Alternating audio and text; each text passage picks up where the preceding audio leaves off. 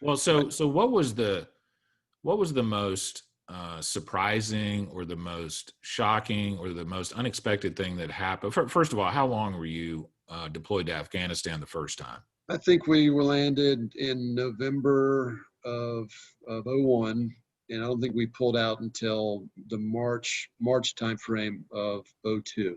So roughly 6 months, give or take. And this was, you know, there was no camps. I mean, we were literally in a big circle with the airstrip in the middle, and we all just lived in fighting holes that we had done. I mean, that's what you did. It was actually cold there, so Really interesting. yeah. So part of the, I guess that not only did you just keep yourself busy doing it, but you would always continue to dig in and reinforce your position. It kept you warm, and it was a workout. You're still digging holes today too. We might Still talk about digging that a holes. little I bit at the know. end. I know.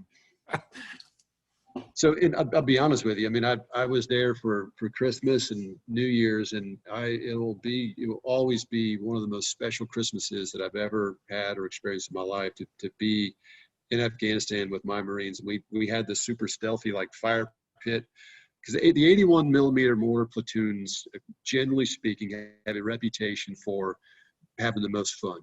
Our call sign was no love. I had about 100 Marines at the time. Just a bunch of partiers. And so everybody always came to my position to smoke cigarettes and break bread, and they could heat their MRE over the little tactical fire that we had. I mean, General Mattis, he would come to my position damn near every day and come hang out with the mortar guys with no love. Yeah. In fact, forgot that there's an HBO series about Marines, reconnaissance Marines, and that was the same recon platoon that was with us in Afghanistan. And so it was, I'll think of it in a minute, but they were always in our position. It was just the place to be.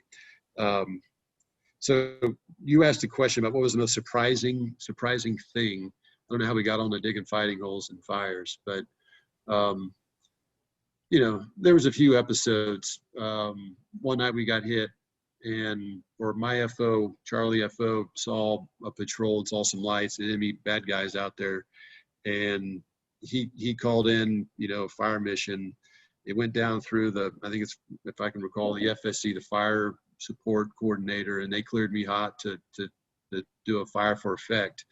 And at the same time, behind us in the middle, they lifted up two escort helicopters as a Cobra and a Huey to go out and kind of see what was going on and support. At the same time, they dispatched like a group of armored Humvees with turret mounted heavy machine guns, 50 cals and 40 millimeter cannons, and everything just erupted because one of the helicopters, when it was going up, it flipped over due to the brownout.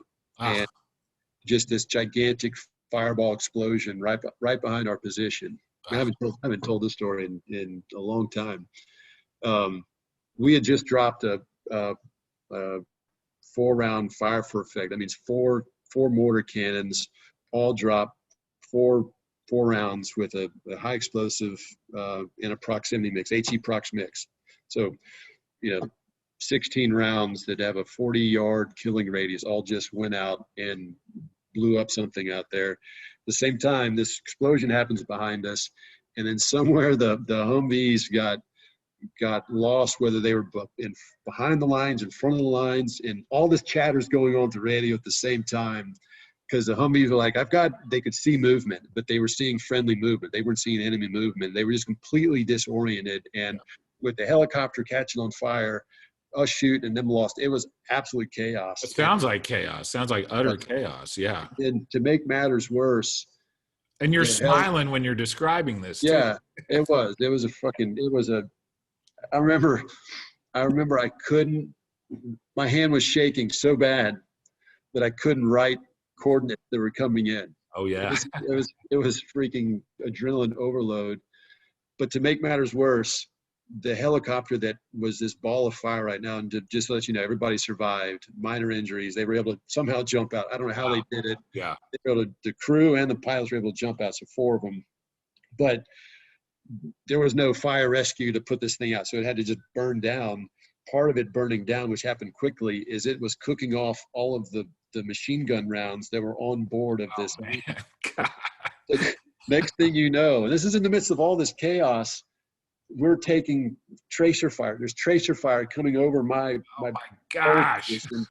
Oh, shit. So, and then there's nobody knew. I mean, nobody knew immediately that it was the helicopter. They thought somebody had infiltrated our lines and Yeah. was now shooting at us. So now all my Marines were faced outside the perimeter, facing in the perimeter. Ah, And when this happened, I remember when this happened, I had finally had a moment to go out and take a leak, and I just scurried outside of kind of these big earthen walls that we had built. And I'm I sitting think on I would the have just gone in my pants at that point. yeah, and was taking leak, and all of a sudden, that's when we started taking fire. And I remember that I'd forgotten my helmet at my, where I was sitting inside of the CP.